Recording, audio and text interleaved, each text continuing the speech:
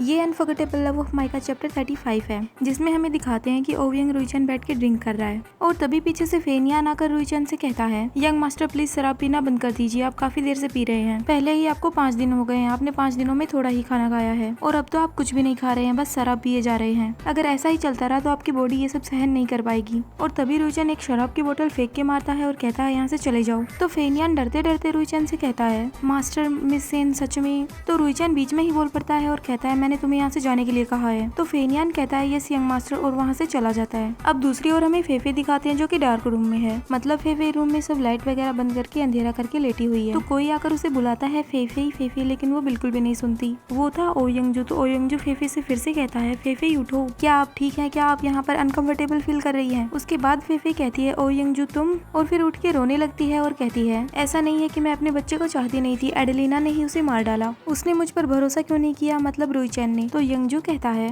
तुम रो मत, मुझे तुम पर भरोसा है। उसके बाद फेफे यंगजू से कहती है, तुम्हें मेरे लिए बदला लेना होगा, मैं अपने बच्चे का बदला लेना चाहती हूँ, मैं उसे मारना चाहती हूँ। तो यंगजू फेफे से कहता है, ठीक है, मैं तुम्हारे लिए उससे बदला लूंगा, तुम सब कुछ मुझ पर छोड़ दो और तुम्हें बस अब अच्छे से आराम करना चाहिए। उसके बाद फेफे सोचने लगती है, जब एडेलिना मर जाएगी तो मैं भी अपने बच्चे के साथ चली जाऊंगी, मतलब शायद फेफे भी मरने का सोच रही है। अब हमें 2 दिन बाद का सीन दिखाते हैं। एडेलिना अपने रूम में थी और यंगजू उस रूम में जाकर दरवाजा बंद कर देता है। तो एडेलिना यंगजू से कहती है, अरे तुमने मुझे कमरे में बंद क्यों किया? फिर यंगजू एडेलिना के पास आने लगता है। तो एडेलिना कहती है, तुम कौन हो? फिर यंगजू थोड़ा और आगे आता है तो एडेलिना को उसका फेस दिखाई देता है। तो वो कहती है, अच्छा सेकंड यंग मास्टर। और तभी यंगजू एडेलिना से कहता है, तुम पहले तो बिना परमिशन के और बिना ही किसी मतलब के यहाँ पर आ गई और उसके बाद तुमने हमारे परिवार के मेंबर को नुकसान पहुँचाया। मैंने सोचा था कि तुम काफी दिमाग वाली लड़की हो, लेकिन ऐसा कुछ भी नहीं निकला, तुम एक बेवकूफ लड़की हो। और तभी एडेलिना कहती है, तुम यहाँ पर? मतलब फेफे भी यंगजू के साथ थी और फेफे आगे आकर कहती है, तुम मुझे देखकर चौंक गई है ना, तुम्हें लगा होगा कि मैं मर गई हूँ या मर जाऊंगी। उसके बाद एडेलिना गुस्से में कहती है, सेन फेफे तुम,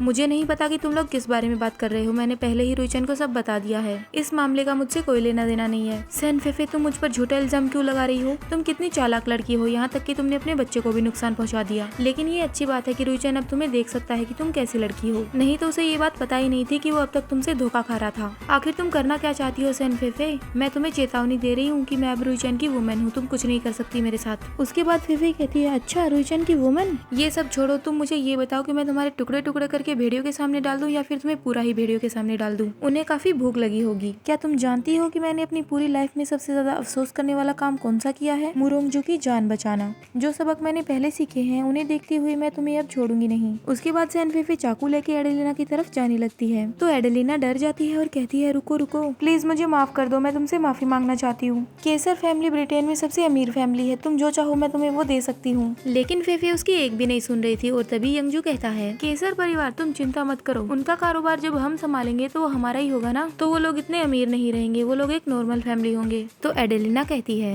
तुम लोग क्या करने का प्लान बना रहे हो? हाँ मैंने ही सब कुछ किया था, इसका मेरे माता पिता से कोई लेना देना नहीं है, तुम लोग उनके साथ कुछ भी नहीं कर सकते, तुम लोग जो भी करना चाहते हो मेरे साथ करो, मेरे परिवार को नुकसान मत पहुँचाना। तो फेफे कहती है, आखिरकार तुमने ये सब मान ही लिया कि ये सब तुमने किया है। फिर यंगजू कहता है, मैं विश्वास नहीं कर सकता कि तुम जैसी घटिया और जहर जैसी लड़की के साथ तुम्हारा परिवार अब भी रहता है। तुमने ये सोच भी कैसे लिया कि हमारा फैमिली मेंबर कोई तुम जैसा हो सकता है? तुम ओवियंग फैमिली मेंबर नहीं बन सकती। और फिर यंगजू गुस्से में आकर कहता है, मैं तुम्हें बता दूं कि मैं इस केसर परिवार को पूरी दुनिया से गायब कर दूंगा। फिर एडेलिना कहती है, नहीं मैंने ये सब नहीं किया, तुम मेरे परिवार के साथ ऐसा नहीं कर सकते, वो सब निर्दोष हैं। उसके बाद यंगजू फेफे के हाथ से चाकू लेने लगता है और कहता है, लिटिल फेफे ये चाकू मुझे दे दो, ये मैं करता हूँ, तुम मेरा बाहर इंतजार करो, मैं तुम्हारे हाथ इसके खून से गंदे नहीं होने दे सकता। उसके बाद यंगजू वो चाकू ले लेता है और फेफे को बाहर भेज देता है। और फिर रूम के अंदर से आवाज आती है, नहीं मेरे साथ ऐसा मत करो, मैं तुम्हें बता रही हूँ, मुझे जाने दो। और वहीं दूसरी ओर फेफे बाहर खड़े होकर आसमान देख रही है जो कि तारों की रोशनी से भरा हुआ था।